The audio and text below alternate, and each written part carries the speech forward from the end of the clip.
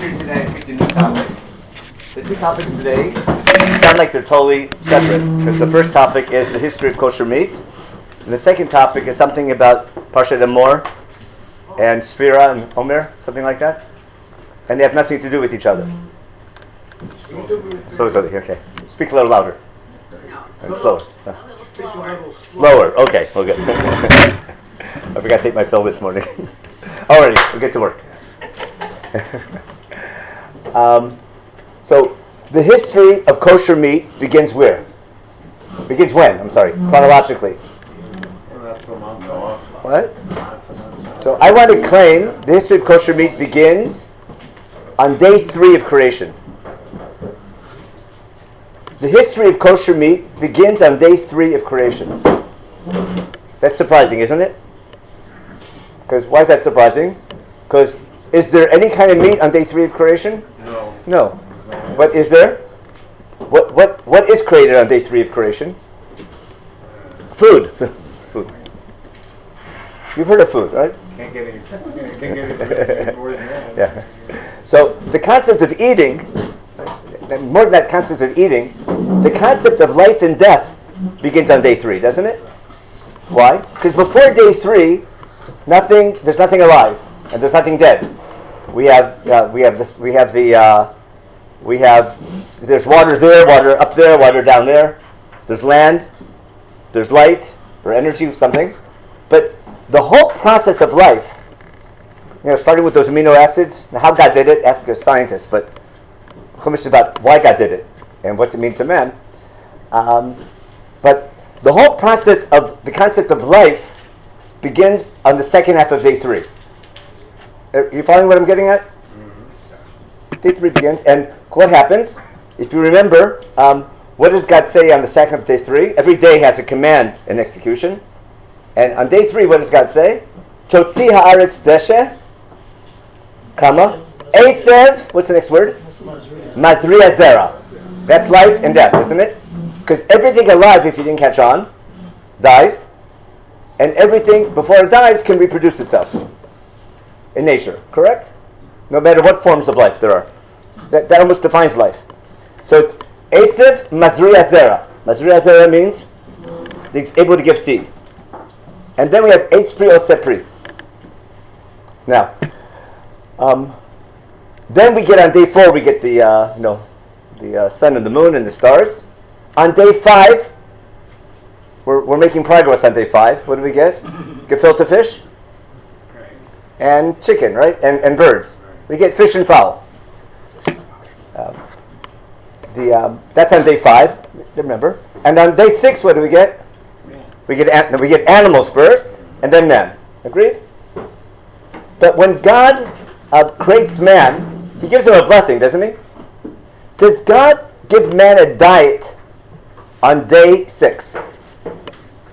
From what you remember, is man given a diet or not? He can eat anything? Let's take a look. Open up day 6. It's Perek Aleph. If you follow the Chumash, it's easier. But open up day 6. It's easy to find. Chapter 1 should be verse 20, Pasuk Chavtet, Bereshit. It's the only time I have the phrase Vayomer Elokim where God speaks, and it's about something. It's not about to create. He's not speaking in the sense He's about to create something, but rather He's giving a type of instruction. What does God say? Take a look. It's real easy. I think it's verse 29, if I'm not mistaken. Pasuk Chavtet. Vayomer Elokim, Hine natati lechem. Who's lechem? Man, who's created in God's image. What's God giving you? Yeah? What's He saying next? Kol esev zoreya zara, asher al pnei kol, all seeds, like vegetation on land. That kol eitz asher bo pri eitz zoreya zara, lechem yalochla. You can eat vegetables and fruit. Got that? Now, I have friends who have a beautiful custom because of this pasuk. You know what they do? Before they eat things, they want to remember that, they want to thank God for giving life, giving sustenance, etc. And they differentiate when they eat something between a vegetable and a fruit. And if it's a vegetable, they say Bori Pri Adama, and if it's a fruit, they say Bori Pri Ha'etz. You know people like that? That's all of us. Now, who learned Masechet Brachot? Remember the rabbis argue about everything? Yeah. Is there another possibility of a third blessing? Remember Rabbi Yehuda? No. Rabbi Yehuda about the different fruits. You didn't learn Mishnah when you were little kids? Right? No. There's that. Rabbi Yehuda says Borei Minei Dishaim. Anyone remember learning that? Nobody? Okay, review your Mishnayos. Okay. No one, not one person remembers? Even you remember? Okay, something. It's there, isn't it? Borei Minei Dishaim. Where's that coming from? It's the difference between a comma and a colon. Not a colon, but a colon. A colon. I'll show you what I mean. Because go back to day 3. What does God say? Totzi haaretz deshe colon. Okay. Esev zorezer eitzprio sepri. Or is it Totzi deshe comma?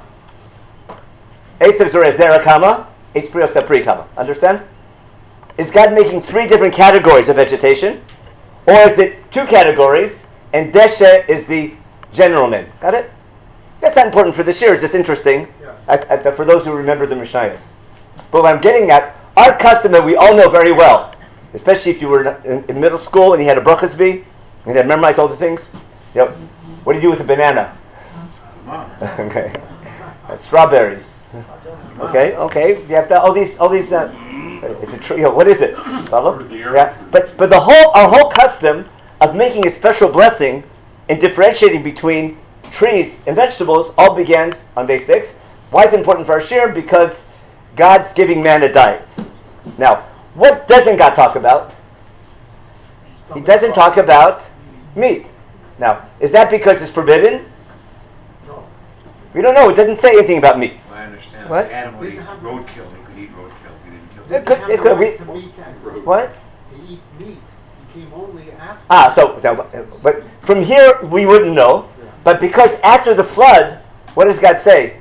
It's okay to eat meat. What did almost everybody infer? That must be that before the flood you couldn't eat meat. Except for roadkill. Now, what? What?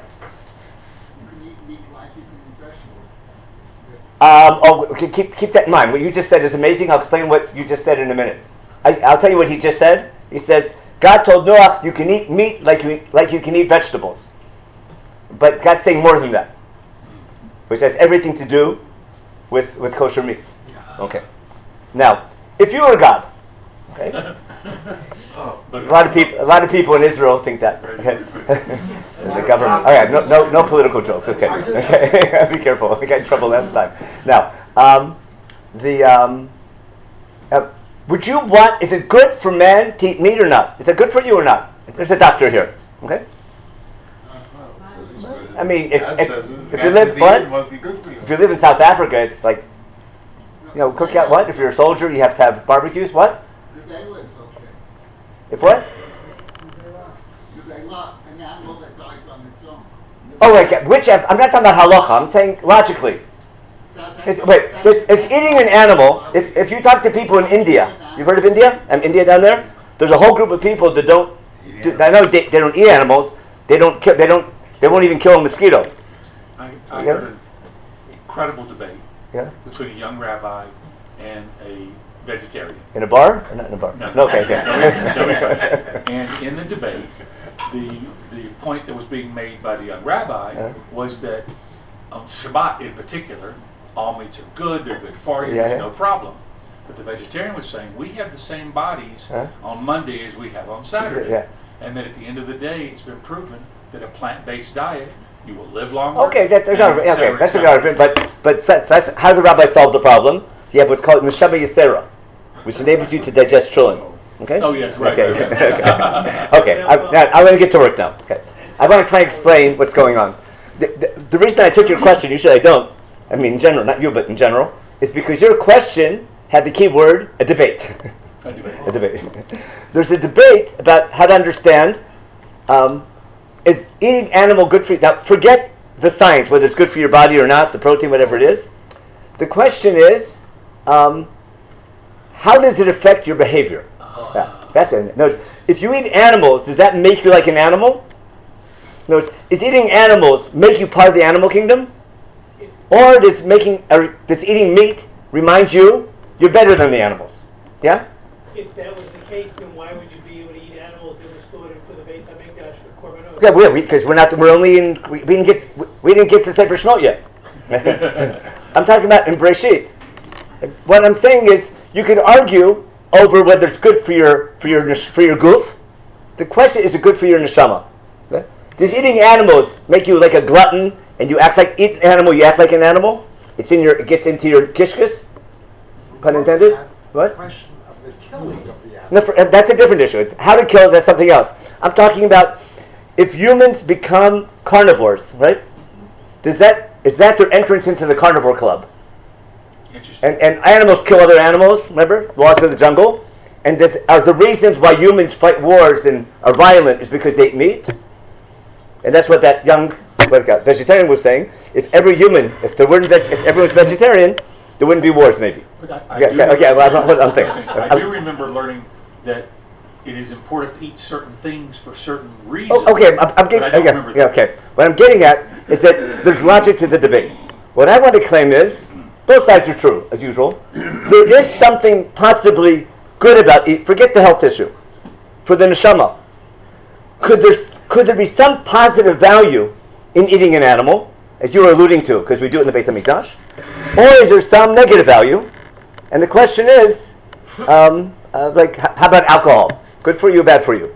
Well, okay, sometimes say a glass of red wine a day, and it's good for you, and they're being paid by the wine industry. Maybe. We don't know. Okay, I want to hold questions for a minute because I want to get moving on this year. I'll take questions in about 5 minutes. I want to just develop something. The reason why I'm beginning with day 1 and day 2, because here's what I want to claim. What I want to claim is that there is an inherent danger in eating meat because it might make man like an animal, but there's an inherent possibility of greatness in eating meat because it can remind man that he's different than an animal. Do you understand the difference? I can take the act of eating an animal, and that can remind me that I'm different than an animal, and there's something special about my difference. So the fact that I can kill an animal and eat it reminds me that I'm not an animal. I'm a step above that, what's called in Chumash Tzelem Elokim. Eating an animal can remind me God made me special, and I have to do something with that special reason for my creation, or it can make me part of the animal kingdom. Now, why am I starting with creation?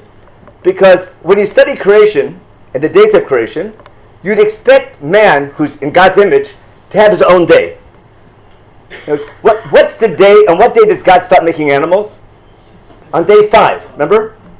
Why can't God use day 5 to make fish, fowl, and animals, and make man on day 6? That would make more sense, wouldn't it be? If that would happen, no one would ask any questions. But what's happening in Chumash? Okay? God makes on day 5 fish and fowl, remember? And only on day 6, he makes 2 things. He makes man, he makes animals, and then humans. Got that? We're building up to something really important, which is, in my opinion, one of the key messages of Chumash. That's why I want to spend time on it. Here's what I want to show you. I want to review the real basics. I'm assuming you're familiar. I just want to review it. The basics of the story of creation. And I always use this to prove that Chumash is a book to study and not read. Why? Because when I study the story of creation, the introduction doesn't tell me pay attention to a pattern. But when I look at the pattern, it's so easy to see. Because every day of creation begins with the same phrase, Vayomer Elokim. Right? And what happens, God says he's going to do something, and he does it. Hu amar v'yehi. Remember, Hu tziva v'yamod? Now, for example, on day 1, Vayomer Elokim, Ki or, and what happened? Vayi or. On day 2, what's God say? Yikavu amayim, let the water, which is below the earth, in one place. I'm sorry, that was day 3. Okay. Yirakia b'toch hamayim, let there be a rakia, whatever that is. Okay. V'mabdil b'mayim l'mayim, between, like some water, there was water like everywhere, it was a total chaos. And God said, let's organize this a little bit. Let's put some water up there. How do you say there in Hebrew? Sham. And what are we going to call the water up there? Shamayim. Okay, nice name for the Shamayim. And the rest of the water will be down below in the Yamin. Got it? And you call that a day.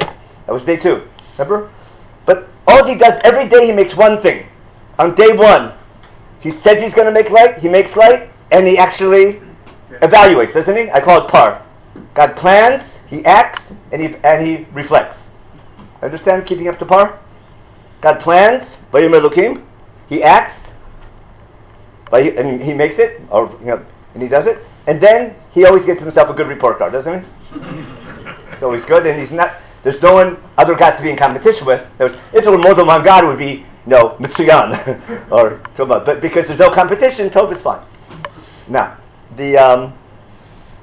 actually, when Susie makes man, then he has to say Tov Ba'od. Anyway, that's a cute little thing. Now, but there's a pattern in creation. Got that? Day 4, what's God say? Yehi, that to be Morot, Berkei Hashamayim. And then Vayasuli met Morot, Amor Gadol, Mor Katan. Every day, God gives a command, he executes, and he reflects. And every day has one act of creation. Now, every day also has an add-on. He might give out names, like day and night, and sea and that, and sometimes he gives out jobs, sometimes he gives blessings. Remember, the sun's in charge of the day, the moon's in charge of the night, the animals get to pru, they make guppies and things like that. Everyone gets blessings or jobs or names, but every day has one act of creation, except for days 3 and 6. You with me? What happens on day 3? Take a look at day 3 in your Chumash. Day 3 has 2 acts of creation. Doesn't it? Take a look carefully. What's the first act of creation in day 3? Vayomer Elohim, Yikavu hamayim asher mitachal hashamayim al makom echad, v'tereh hayabasha. Let the water recede, and whoop, we get land. And what happened? Did it happen or not? Vayichem. We did it. God did it. It happened. Presto. He's God. Now, and God says it's good. Remember? And that's the first half of day 3, 3a. Then God speaks again. You with me? And in the second half of day 3, and what does God say? Command. Totzi al stesh eis v'azria eis prio sepri. And then what happens? But totzei haaretz. What's it say? What did the land do? That was a command. And then totzei haaretz stesh eis v'azria, etc. Eis prio sepri. And it's good. Then he calls it day 3. Understand? Now, if you follow every act of creation, there's a command and a execution. Who does the execution on day 1? God commands. Who executes? God. Okay. Day 2, who commands? God. And who executes? God. Okay. Day 3, the same thing. Look at the second half of day 3. What does God say? And what happened? Who did it? Earth did it. Earth did it. Mother Earth. Whoa. Welcome to idol worship. Because now I have something. The earth has the ability to be creative, doesn't it? You ever plant things? It's God's nature. That's what Chumash is telling you. Who gave God that ability to be creative? But the outside observer looks like the earth has power. Yeah, it might be. Some people call her Asherah. Remember the fertility god. And then we need that rain god later on. But that leads, when you observe nature, idol worship is a very logical conclusion. There's powers of nature. They're called Elim or Elohim in plural. There's many powers of nature. Chumash is telling you they all stem from one God, even though it appears to be many gods. That's why the name of our one God is many gods. But we conjugate him in the singular. That's how Chumash teaches you monotheism. But listen carefully. On day 4, God makes something, it's parallel to day 1. Why? Because what did God make on day 1? Or. And only on day 4 he makes ma'orot. That's the sun and the moon. But day 1 and day 4 are parallel, aren't they? Yeah. On day 3, God made the rakia to separate between the water above the shamayim and the yamim. And what does God make on day 5? He makes the fish in the sea and the birds in the sky. Remember? Ot Yofei Berkei Hashamayim. That you knew, didn't you? The parallels between 1, 4, 2, and 5. Mm-hmm. And on day 3, God makes land. And on day 6, he makes land animals. That's clear. Everyone knows the famous midrash. Every day has a charusa. Every day's got a pair, a shidduch, except for Shabbos. So Shabbos doesn't have a fair. What did God have to do?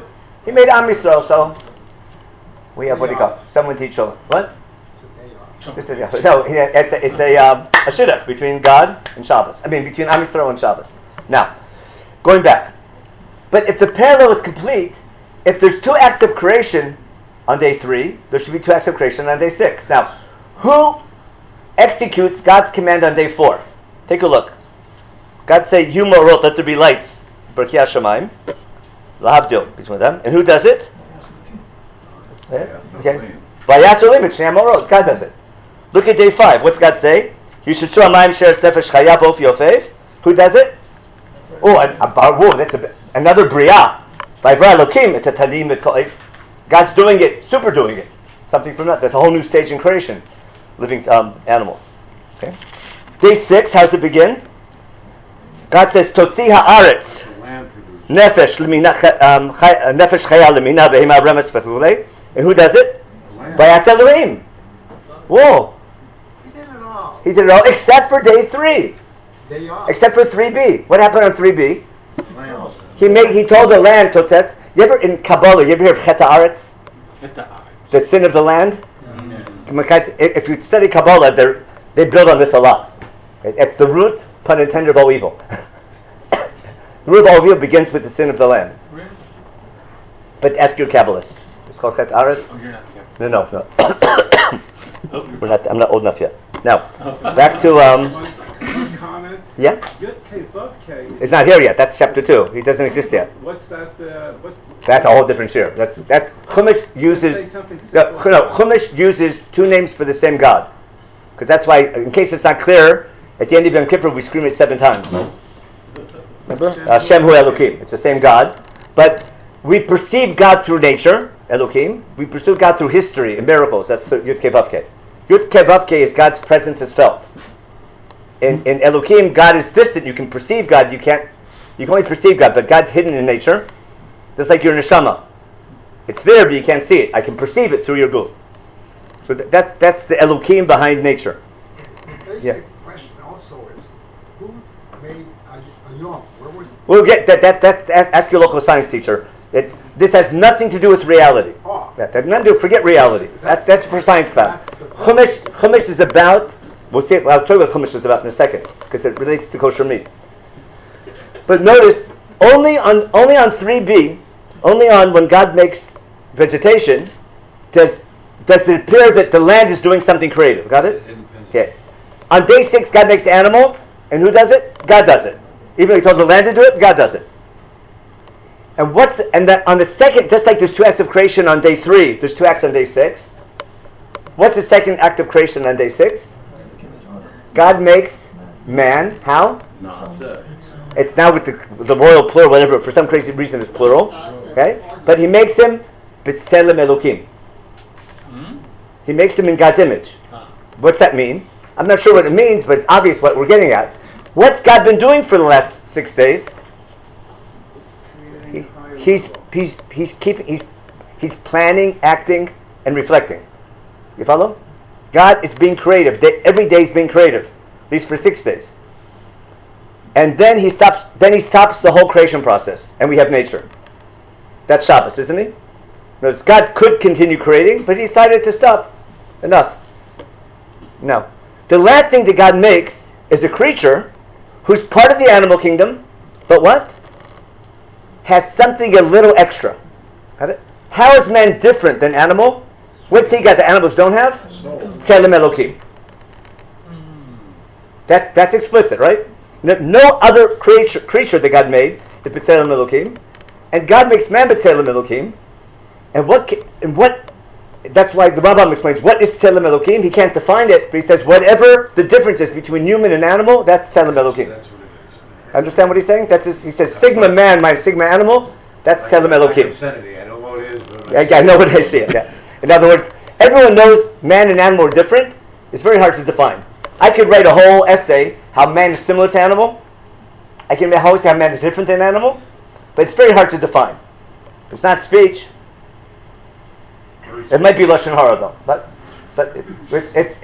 for one thing for sure, it's man's ability to make new things that didn't exist before. I know animals can make simple tools and things like that, but animals don't make airplanes. Animals don't make pyramids.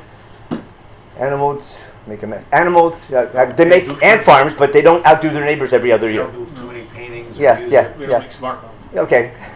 They don't need them. They can communicate. It's in their DNA. You know, whatever they're doing, whatever creative things they're doing, it's in their DNA. Interesting. Yeah. They communicate, but only we write things down. Right. So now, there's no doubt what Chumash I think is screaming here is that man is different than the animal. He's similar to animal, but uniquely different. Right. And that difference is man's responsibility. Because basically what did God do? God started the creation process. The last thing God makes is Woman. a creature in His image. In what way is we in God's image? We have what ability? To be creative. We plan, it's called Menachem Machshevet, isn't it? We plan, Menachem Machshevet on Shabbat. We plan, we act, and we reflect. But what God does is good. What man does could be good or bad. Well, welcome to chapter 2. When Yud Kevavke gets involved. You follow? That's Eitzat HaTov. Now, Chumash is building up a thing. Now, what I'm getting at is man's recognition of that he's different than an animal, even though he's similar to an animal. You understand why it's important to say that we're similar, but we're different? Okay? That reality, the man's different than an animal, even though he's similar, and his difference is his creative ability. It could be God wants me to recognize that and say thank you, and just run away with it. Or God wants man to realize his creative ability is a gift from God, but it's a responsibility that he has to use carefully. Okay. And I think that's the message of Chumash. Okay. Now later he's going to choose a nation to be the example par excellence of using your creativity for good, to do tzedek and mishpat, etc. But what I'm getting at, I think the message of creation isn't how God created. It's not why He created. It's not that He created, but rather it's why He made man and what's the essence of humanity. What does it mean to be human? And God is giving this blessing of creativity.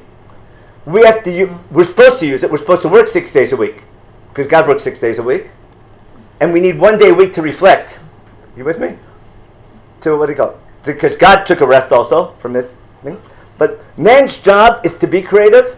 Basically, God finished creation and said, now you're in charge.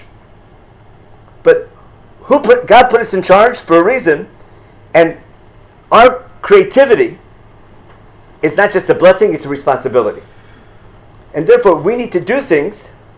Now, already in day 6, we differentiate between man and animal, even though we're on the same day. Look carefully now in Pasuk Chaptet, in Perek Aleph in Pasuk Chaptet. We read that, didn't we? What can man eat? Man can eat Esev, Zorei Zera, that's what he calls vegetables, and Kol Eitz Asher Bo Pri Eitz, Zorei Zera, Yilech Mocha. We have fruits and vegetables, right? Look what animals get to eat. L'chol chayat haaretz, l'chol af hashamayim, l'chol romes ala haaretz, asher bo nefesh chaya, et kol yerek esev lochla. What do animals eat? Every Greek. Yerek esev. See the word yerek esev? We don't use the word yerek esev by man, do we?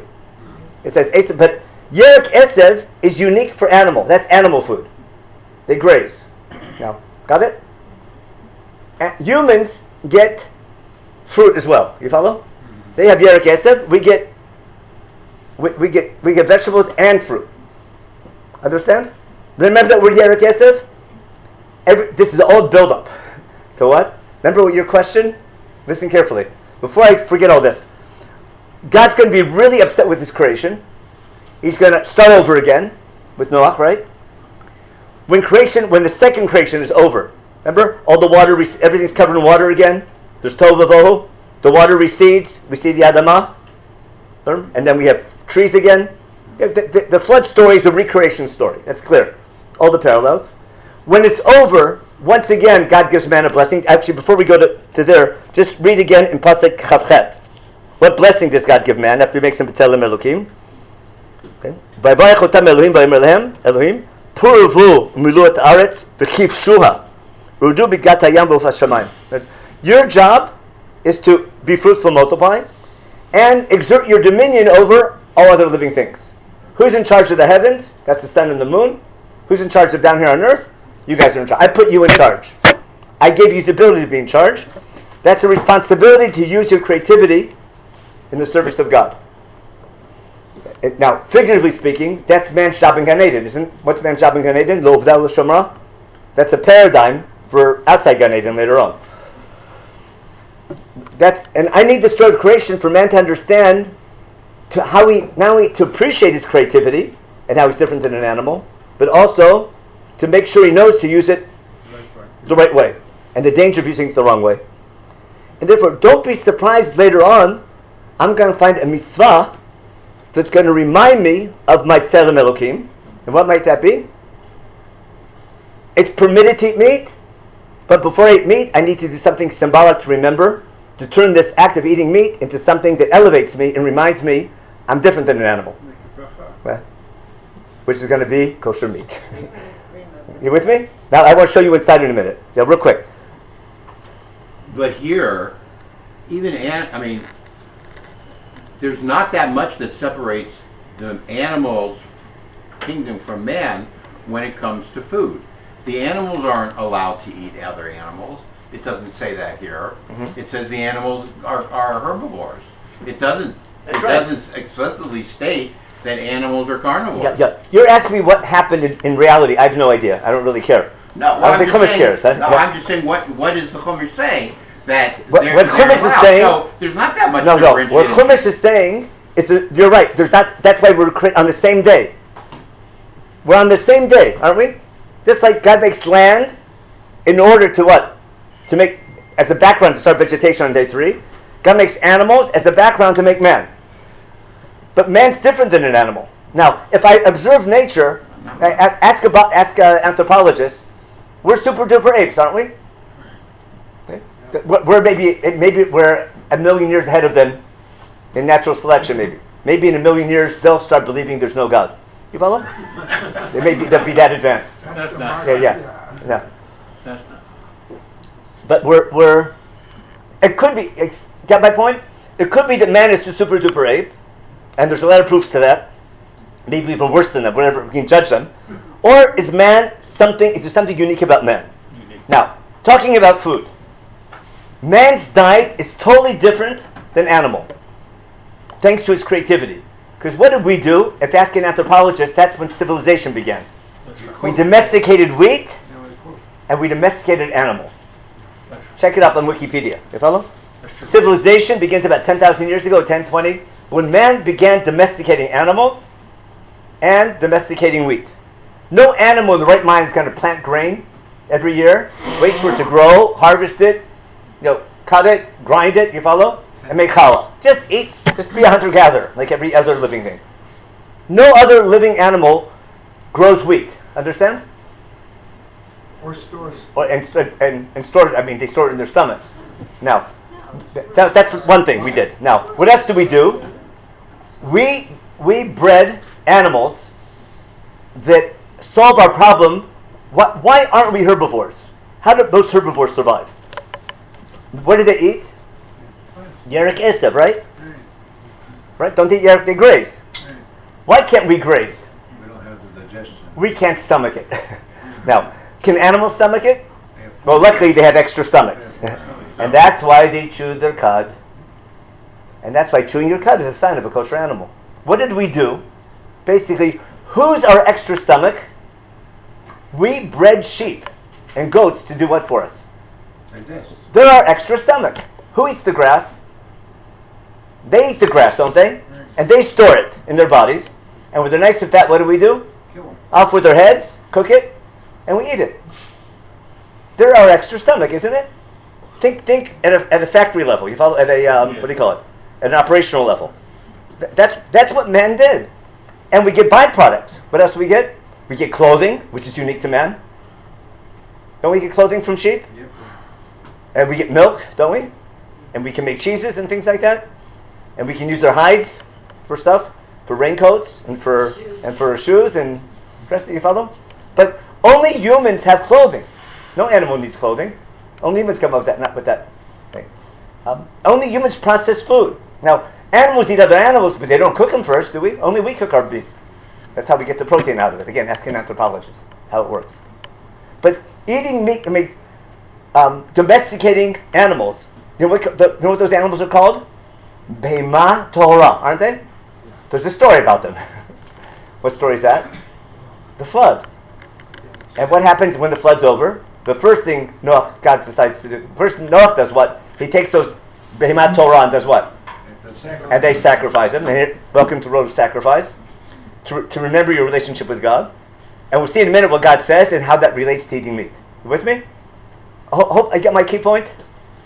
I'm trying to show you that the one of the key themes of Chumash is for man to realize that his creative ability is a gift from God, and he has to use it to do good. Don't tell me that's not an important theme in life, and not an important message for humankind. It's the most important. That's the most important. And we have to be God's nation to teach that, through example, hopefully. That's a goal. Whether we live up to it, that's a different question. So what I'm trying to show you is that, let me jump way ahead to explain a couple laws of Shabbat. The things that we do to remember, that God, we keep Shabbat to remember Zecher L'Maseh Bereshit.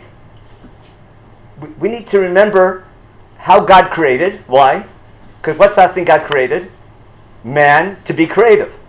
Now, what do we do to remember not that God created, but why He gave man Tzelem Elokim? Once a week, I stop all creativity. Got it? I stop all creativity. And what things can't I do? What? Yeah, but remember the 39 Melachot? The whole process of making clothes. Isn't that like another 13 of them? Or 11? How many? See the word? The whole process of making bread. Remember, if you know Hilchot Shabbat? That's the process of making wheat and bread, which is unique to humans. The process of making clothing, unique to humans. The process of killing animals and cooking them, cooking food and processing food. Construction, called Makev Patish. What else is there? Writing things. All the Melachot of Shabbat, check them one by one. They all relate to how man is different than animal. Understand? Check him out. What? Oh, that's ask a Syrian. No offense. That's moving inventory. I'm not paskening, but carrying, which is a malacha grua, is not about leaving a tissue in your pocket. Okay, we don't, but that's not what it's about. It's about moving inventory. You know what moving inventory is? It's making money. Moving inventory. I don't know how it works. It's running your in a marketplace. You're moving inventory, aren't you? You're moving things from place to place, and you're storing. That's what carrying is. That's what's part of Shabbat. But it's not your classic malacha. But only humans do that. We'll see why. Because they make a business out of food. Processing wine. No animal is going to take good grapes and do what? And let them rot, and then let the juice go sour and charge you $100 a bottle. Right? They'll just eat the grapes, right? And maybe the raisins. They're not gonna bake wine, are they? That's uniquely human. Now, in case you forgot, what do we do in the temple? What animals are the korbanot? The domesticated animals, not the kosher animals. The domesticated animals are the korbanot, aren't they? Cow. The cow, which is lots of milk, and also we use it to plow the field to make the grain, and we use its hides for writing, and the sheep, which give us clothing and food and everything. You follow? Sheep is I bring one every day. Symbolically, I would take a sheep once a day to remember this thing, and call it a korban tamid, and maybe two from Shabbos to give the message home. But it'd be a nice custom to do something like that, symbolically, to remember why God created and why He rested and why He made man and why He chose us. That's it's called korban tamid. But what do we do in the temple? We bring the kosher animals together with. What am I mumbling? On purpose mumbling. What? The nisachin. What? We bring processed wheat, called solet, right? And processed grapes, which is wine. Don't we? That's what we do in the temple. To remember, not that God works for us, but that we're working for God. Understand? It explains. In fact, I remember my friends have a beautiful custom about differentiating between things. I have friends have another. When it comes to Shabbos, when Shabbos begins, they make a special blessing on wine, and then a special blessing on bread. Have you heard such a thing? Yeah. Do you remember I created? And name me an animal that makes light at night. They came up with the candle idea. Take a wick and take oil and have light at night to read a book. Someone else wrote. Crazy political ideas. What? That God doesn't exist. What? To read Spinoza. Whatever he's reading. What I'm getting at is that only some people have a custom to light candles. You follow? We have such a nice religion. The beautiful thing, what I'm trying to get at, is everything goes back to the story of creation and the main message of creation, that God made man in his image, and man has a responsibility not just to say thank you, thank you God for making me like God, but rather, you gave me a job to do, and I have to use my creativity responsibly to do good. Okay? I'm starting off now. Let's take this rule, but we have till 10:15? Okay, now, I got to get into Vayikra yet. Now, I want to take this, remember your question about Yerek, remember? Animals, Yerek Estev. Men, vegetables, and fruit. Let's go to the flood. The end of Perichet. The flood's over, remember? And the Behemat Torah, which are kosher animals, do what? They be 7 by 7, everything else is 2 by 2. The end of Perichet, very end, Pasach Chaf. The flood's over. Noach builds a Mizbech, doesn't he? Vayiven Noach Mizbech LaShem, Vayikach Mikol Behemat Torah Mikol Of HaTohor, Vayal Odot LaMizbech. Listen what happens next. Vayarach Hashem et Reach Nichoach. Shmek good? Vayom, if you had a barbecue on Yom Ha'atzmaut, you might remember. The smell of cooked meat is a Reach Nichoach. Vayom Hashem El Libo, whatever that means. Lo osif lekalo od et adama bavur hadam, ki yetzer lev hadam ra menurav, lo osif od akot kochai kasher asiti. If you remember before the flood, if you want to look, you can check it out in Perek Vav Pasuk Hey. Why did God bring the flood? Ki yetzer adam rak kol hayom. Before the flood, man is only bad all day long, and that's why God brings the flood. You want to take a look at it? Don't have time for it, but take a quick look. Perek Vav Pasuk Hey. That's where the flood story actually begins. The end of Pasuk Breshit. Vayar Hashem ki rab harat adam ba'aretz v'cho yetzer machshavot libo rak kol hayom machshavot libo v'yenech Hashem ki yasat adam v'yitatzev el libo. See God's heart? Okay. Man's heart is bad. Man's heart is because he's using his creativity bad, and God's heart is upset. See the wordplay? V'yom Hashem emchet adam asher baratim yad pnei adama. Okay. And that's the background to the flood. Why? Ki yetzer lev hadam rak kol hayom. When the flood's over, what does God realize? Man's heart is bad, minu urav, which means what? Welcome to adolescence. Okay? You can grow up. You follow? And what does God recognize? Humans aren't perfect. They can learn from their mistakes. If adolescents have good teachers and good role models. You follow? In other words, God has accepted man as he is. He put man at too high of a level, whatever the reason he's doing it, but God is setting up a story to appreciate the reality of life after the flood. We're over where God doesn't expect us to be perfect anymore, but we can learn from our mistakes. That's how you grow. Let's go. Yeah. God knew it was going to be like that, so why did he go through this reading? He didn't. He wrote a book about it instead. Okay. And that solves all the problems about reality. You follow? The book's from God, but it's not about how he did it. It's about what's the meaning of man's creativity and what you do with it. It's got nothing to do with who wrote the book. Historicity has nothing to do with divinity. No one says this. You have to take it literally. Take it literally, you'll miss the whole message. Now, it could be it happened that way. Nothing. If it did happen, fine. If it didn't happen, even better. You follow? If God made up a story to teach us the meaning of life that He gave us, then if it didn't happen, every word is more important. You follow? If God makes up a story to teach you the meaning of life and why He made man, how He made it, that's His problem. Ask a scientist, and they change their mind every couple hundred years. But if God gave us an eternal book to understand the meaning of life and what to do with your creativity, it's got nothing to do with how He did it. It's why He did it. And that message applies no matter what theories you have about how God did it. And that's what makes Chumash eternal. It's got nothing to do with believing. It has nothing to do with Torah min Hashamayim. You follow? We shoot ourselves in the foot by demanding belief in historicity. Now the question, where you draw the line, that's rule. Not topic for now. You have to draw somewhere between creation and Avram Avinu. Somewhere you have to draw between hearts. Sooner or later, things started happening in real. Where you draw the line, slippery slope, but we're not going to talk about that. But it doesn't make a difference once you have the principle that Chumash is from God, and it's about why we're chosen, first why God made man, and why we're chosen, in light of that, why he chose a people for eternal covenant to represent it. You're making a very profound point, because when you say that, I get in trouble. I get in trouble, not profound. I get dangerous. I think the word is dangerous. Yeah. well, it is dangerous, but because basically, it's that this could be symbolism of God's development of humanity. Mm-hmm. Because certainly God knew or knows everything. If Mm-hmm. he knows everything, he knows that man's going to do these things. Mm-hmm. So it's a circle that He makes man in a way that you know what? Remember anthropomorphism? God talks about himself like we do. What did God do? He did something, right? He made a big mistake, didn't he?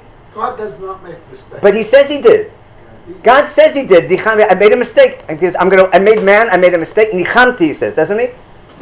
He says the word nichamti. I made a mistake. I'm going to get rid of it.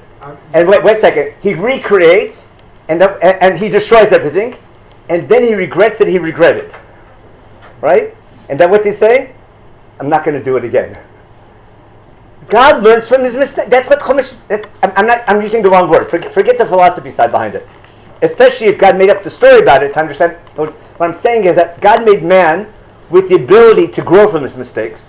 And God gives us a story about God learning from his mistakes so that we can learn from our mistakes. And that's not a mistake, saying that I made a mistake. Unless you're a prime minister. I can say that. I'm going to quit that. Okay? You can't. You understand? Saying you made a mistake, there's something wrong. If you can learn from your mistakes. God doesn't expect you to be perfect. You have to learn how to perfect. That's how you grow.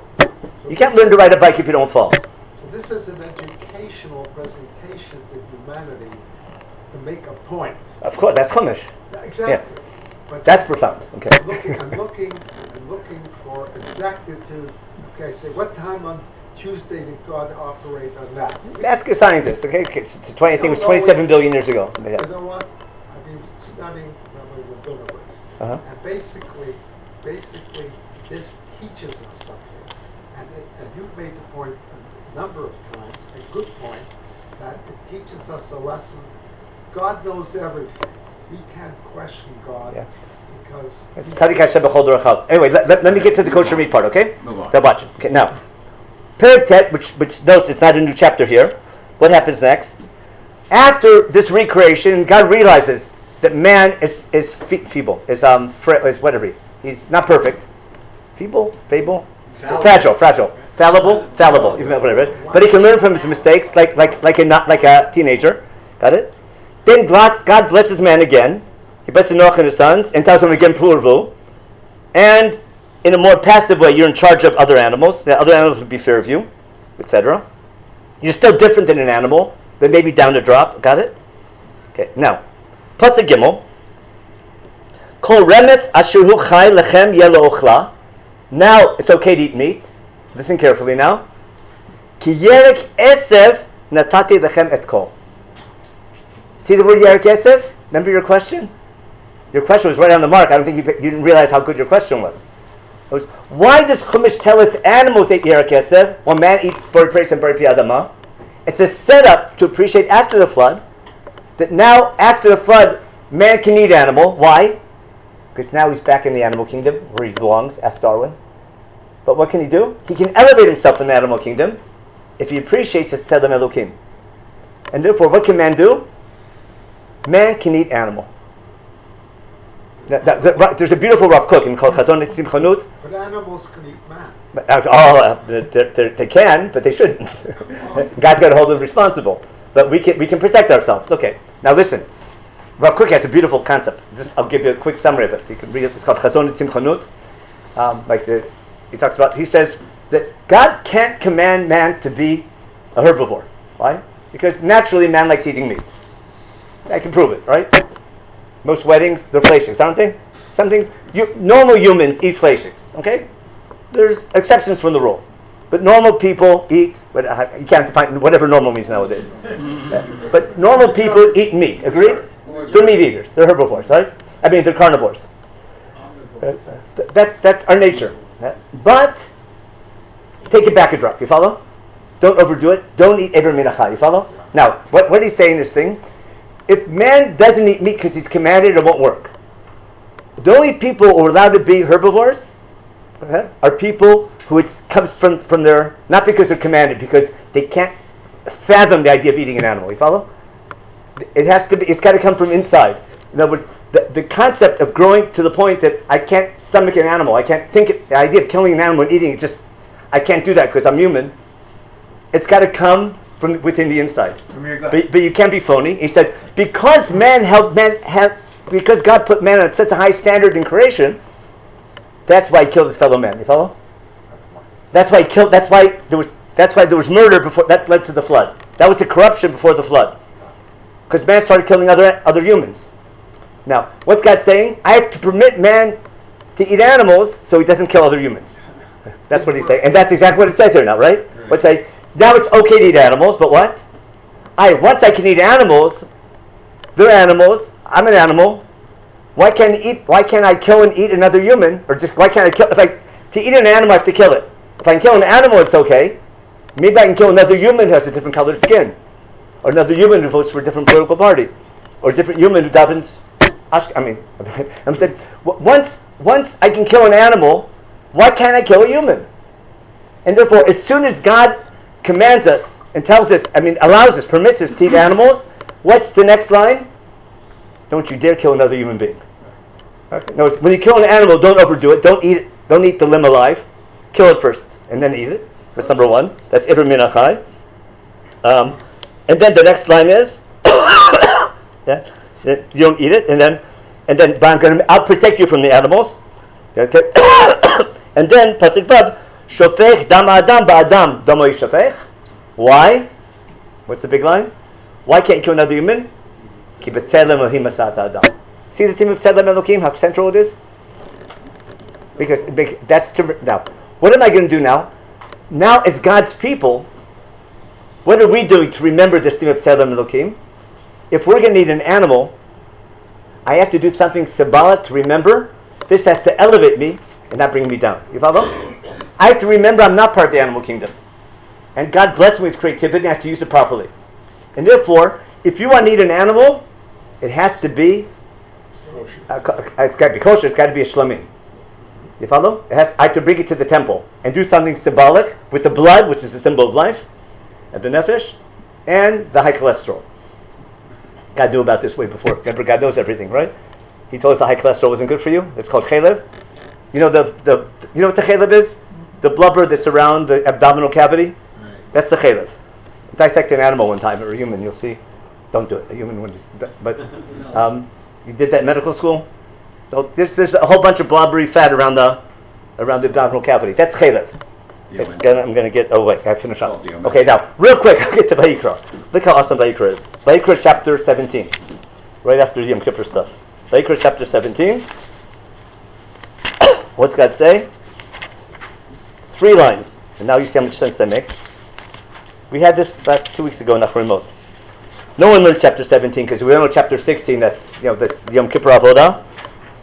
But chapter 17 gets like no one's paying attention. Look how chapter 17 begins. Vayomer Hashem el Moshe. Have it? Chapter 17, Perek Yud Zayin in Vayikra. Vayidaber Hashem el Moshe lemor. Daber el Aaron ve'el banav ve'el kol bnei Yisrael ve'amarte lehem. Zeh hadavar asher tiva Hashem lemor. Tell everybody, the rabbis, the priests, the people, here's God's command. Ish, that means anyone, including Tefillah. Mi beit Yisrael asher yishchat shor o chesav o etz b'machaneh. If you eat a cow, a goat, or a sheep, right, in the camp, or when you want to eat meat, in the camp, outside the camp, wherever you are, means anywhere you want to eat meat, if you don't bring that animal to the temple, to the Olam Moed, before eating it, to do what? L'akriv korban Hashem, to present it to God, to bring close to God, in front of the Mishkan, is if you eat an animal, and you don't do the ritual of offering it as a sacrifice, what's it say next? Listen carefully. Dam yechashev la'ishu dam shafach. Shofech dam. Isn't that tying us right back to Parshat Noach? Do you understand why I spent so much time in Sefer Bereshit to understand Parshat Vayikra? Sefer Vayikra. You with me? This is built on Bereshit, and this is built on the flood after the flood story, isn't it? And the flood story is built on the creation story. I'm just following the theme of Yerek Esed. You with me? Now, so what happened? And therefore, and if you do that, v'nichrat hanefesh mikerav hamo, you're fired. You can't serve God. If you don't understand the meaning of killing an animal and eating it, if you're going to kill an animal and eat it, it's okay with the caveat. You follow? Do something symbolic to remember, to use this act of eating meat, to remember the Yir B'Tselem Elokim. That God made you different for a reason.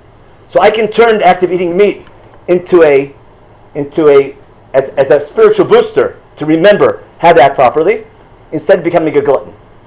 I told you, eating meat could be negative, it could be positive. The mitzvah of a kosher animal, of shchita, of a korban, is to bring you close to God. And if you know Shlamim, we read 2 weeks ago, you have to share the meat with other people. You have only limited time to eat it. But it's got to be a korban. Why? So they don't bring it to to make sure that eating meat doesn't bring you to the evil spirits and all the other bad customs they had. Now, do we hold by this or not? Sure we do. What's kosher meat?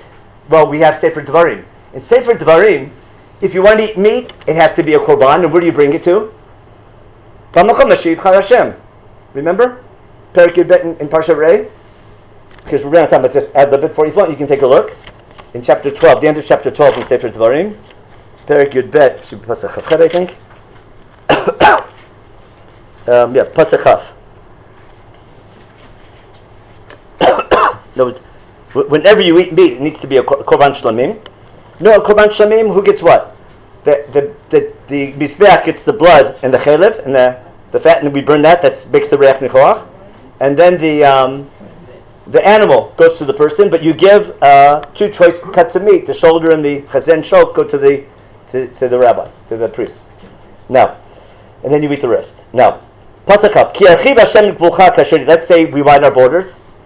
And we take over Tel Aviv, okay, as he told. And then I still want to eat meat, but it's too far to go to Yerushalayim. Then, whenever you want, you can eat meat. Now it's okay. If it's too far to go to Amakom Shivchar, but what do we need to do? Right? Basically, kosher meat, it's called basar chulin, right? Which is mini kachim. What do? We treat the animal as though it's a korban. If it was a korban shlamim, what would we do? We would shecht it, wouldn't we? What do we do to our animal? We shecht it. We would take the blood and put it on the mizbeach. We take the chelev and put it on the mizbeach. What do? We can't touch them, right?